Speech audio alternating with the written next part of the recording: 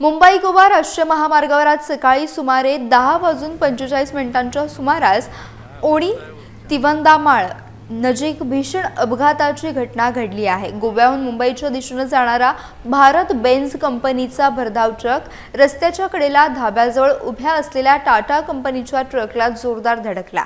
धडकेचा आवाज इतका मोठा होता की परिसरातील नागरिकांनी तातडीने घटनास्थळी धाव घेतली।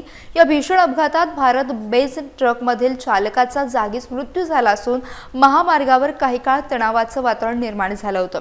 घटनेची माहिती मिळताच राजापूर पोलीस ठाण्याचे कर्मचारी तात्काळ घटनास्थळी दाखल झाले। पोलिसांनी अपघातग्रस्त वाहनांचा पंचनामा करून पुढील कायदेशीर कारवाई सुरू केली आहे। या अपघाताचा अधिक तपास राजापूर पोलीस करत आहेत।